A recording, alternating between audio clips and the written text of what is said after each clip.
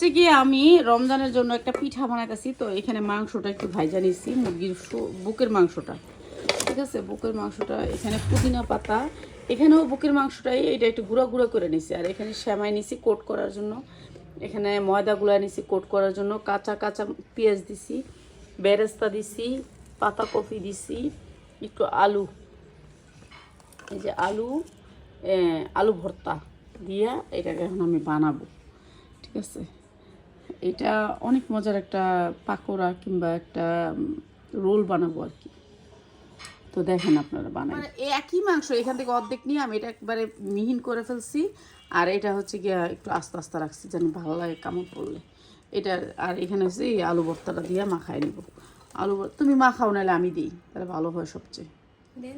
তো এই যে আমি মাখাইতেছি পুরাটা আলু ভর্তা দিয়ে দিছি। তারপরে হলো গিয়ে আমি কতগুলো পেঁয়াজ দিয়ে দিই, কাঁচা পেঁয়াজ। হ্যাঁ, মাখাও, মাখায় দেখবার লবণ হয়েছে নাকি। তারপরে কাঁচা পেঁয়াজ দিয়ে দিলাম, কাঁচা পেঁয়াজগুলো বেশি মোটা করে ফেলছে। আর এখানে দিব কাঁচামরিচগুলো দাও। এত আগে দিও না, ঘরে পড়বো, ঘরে পড়লে পা জ্বলবে। তারপরে দিলাম হলো গিয়া পাতাকপি, মাখাও।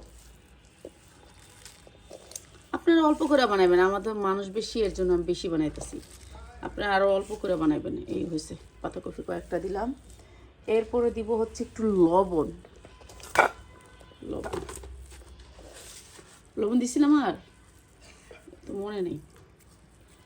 এখন মাখাও, মাখায়া দেখে এখন মাখানো শেষ। তো মাখানো হয়ে গেছে। এখন আমি এতগুলা পুদিনা পাতা দিয়ে দিব। পুদিনা পাতাটার সেন্টটাই অন্যরকম, বুঝছেন? পুদিনা পাতা সবটাই পুদিনা পাতা, ধনিয়া পাতা দিব না। একটার সেন্টটাই ভালো লাগতেছে, পুদিনা পাতা। আর যেহেতু রমজান মাস, রমজান উপলক্ষে বানাইতেছি, এটার পুদিনা পাতার সেন্টটাই ভালো লাগবে। আর এখানে দিয়ে দিব হচ্ছে গিয়ে এক গাদা পেঁয়াজ বেরেস্তা। এই যে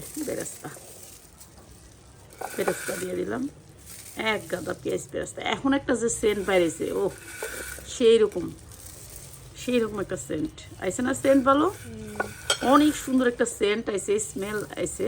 এটা বানায় খায়া দেখবেন কেমন লাগে। রমজান মাসে এটা আলাদা একটা রুচির খাবার। মানে এই তেলে, আপনি তেলেও না ভাজতে পারেন, সমস্যা নেই। তেলে ভাজতে হয় তো রমজান মাসে, এমন কোনো কিছু তেলে না ভাজি আমরা কোন তো। এই চপটা খাইতে হেভি মজা লাগবে। এখন খালি আমি এটাকে কী বলবো, এইভাবে বার্নিং করব। এইখানে ডিপ করব, ডিপ করে এই যে এইভাবে গোল করে বানায়া আমি আপনাদেরকে দেখাইতেছি। এটা বানায়া এখানে ময়দা ডিপ করে এখানে সেমাই কোট দিব, শেষ। এটা মানে মুখে লাইগা থাকার মতন একটা খাবার। মানে আপনি খাইলে বুঝতে পারবেন যে এটা একটা কী মজার একটা। এই যে আস্তে আস্তে মাংস হয়েছে, অনেক সুন্দর। খাদিজা খায়া দেখছে কেমন মজা হয়েছে এটা বলো, সত্যি করে বলো। সেই রকম মজা হয়েছে। কেন এটা সব আমি কোনো এক্সট্রা মশলা দিই নেই, এক্সট্রা কোনো কিছু দিই নেই। মানে অল্প হালকা মশলা দিয়ে এত সুন্দর একটা খাবার, তাও আবার 20 টাকার একটা পাতাকপি দিয়ে। আর 2টা না 3টা মুরগির বুক নিছি খালি। আমার এতগুলো হয়েছে, আমার অনেক বড় কড়াই, আমি পুরো রমজান মাস খাইতে পারবো। ঠিক আছে, যেহেতু দেখেন যে লবণ আসলে আমি যেরকম খাই ওরকম, তো আমার কাছে ঠিক লাগছে। আপনার কাছে কেমন? একটু কম। তো আমার এই যে আমার টিক্কা কাবাবগুলো রেডি। এখন এটা খালি ভাজা, তেলে ভাজবো আর খাবো, সারা বছর খাওয়া যাবো। কিন্তু 1 মাসের বেশি খাইলে কি মজাটা কমে যায়। কিন্তু আমি আস্তে আস্তে পাতাগুলো দিচ্ছি, জানি সেন্টটা অটল থাকে। ঠিক আছে, আর অনেক মজা হয়েছে, এমনি অনেক মজা হয়েছে। এখন এই একটা সেন্ট পুরা স্মেল পুরা ঘর ভরে গেছে। আর একেবারে সাদার ভিতরে, মানে একেবারে বেশি তেল ঝালো না, কিছু না, সামান্য তেল দিয়ে শুধু মুরগিটা কষায় নিছি। আর আলু ভর্তা দিয়ে মাখছি। আলু ভর্তা, এটা ধরতে গেলে একটা আলু ভর্তা। ঠিক আছে, সবাই বানায় খাইবেন। আর আপনাদেরকে বাজ্যা অবশ্যই দেখাবো।